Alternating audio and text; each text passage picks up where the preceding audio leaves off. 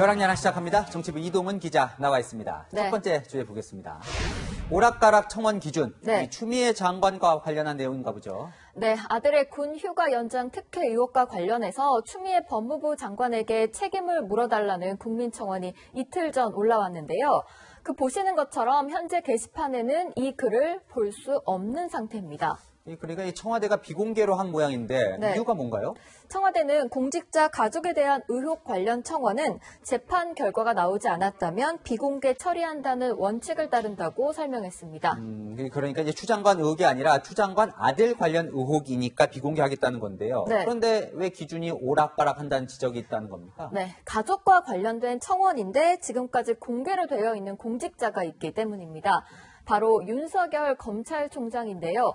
장모의 사기 사건을 언급하면서 윤 총장의 파면을 요구한 청원이 지난 1월에 올라왔는데 지금도 이렇게 볼 수 있습니다. 그래요? 네. 청와대 혹시 물어봤습니까? 이 추 장관과 윤 총장 건이 어떻게 다른지요? 네, 청와대 관계자는 공직자 가족 비공개 처리 원칙은 윤 총장 청원 이후에 만들어졌기 때문에 윤 총장 청원권에는 적용되지 않은 걸로 안다. 이렇게 설명했습니다. 그렇군요. 자, 대통령은 아직 한 번도 이 추 장관 아들 의혹에 대해서 의견을 낸 적이 없어요. 네, 침묵을 지키고 있죠. 신경은 쓰이겠죠. 네, 안 그래도 오늘 발표된 여론조사에 따르면 보시는 것처럼 20대와 남성, 학생에서 문 대통령 지지 이탈이 두드러졌습니다. 네, 다음 주제 보겠습니다. 네. 고무줄 재산. 네. 국회의원들이 공개한 재산이 총선 전과 후에 이 4개월 만에 크게 늘어나서 논란인데 네. 그 속사정을 이제 전해주시는 거죠. 네, 먼저 고무줄 재산 의원이 누구인지 영상으로 준비했습니다.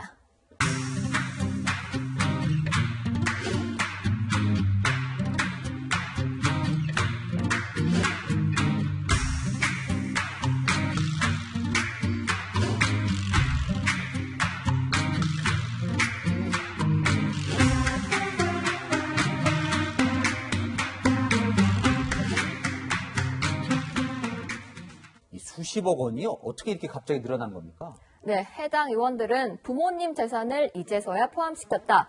비상장 주식 신고 기준이 액면가에서 평가액으로 바뀌었다. 공시지가가 상승했다 등 나름대로 사정이 있었다고 해명했습니다.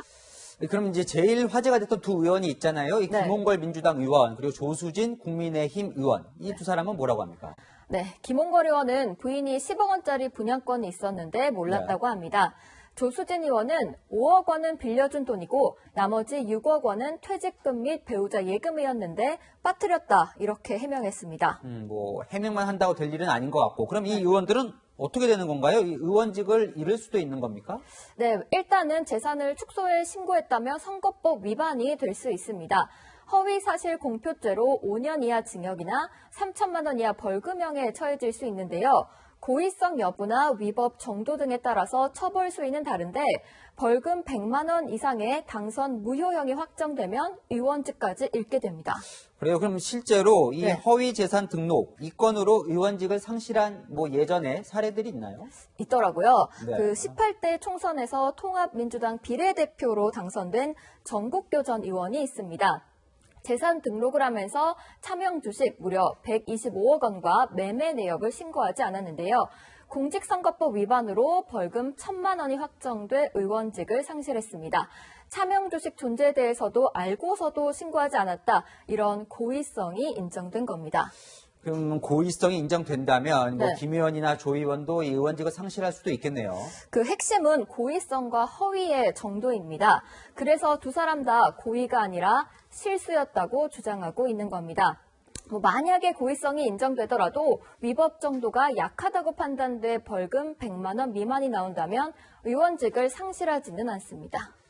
네, 이 청문회에서 장관이나 총리 후보자 재산을 문제 삼으려면 이 의원들 스스로도 엄격하게 재산을 관리해야 한다는 점 잊지 말아야겠습니다. 지금까지 여랑야랑이었습니다.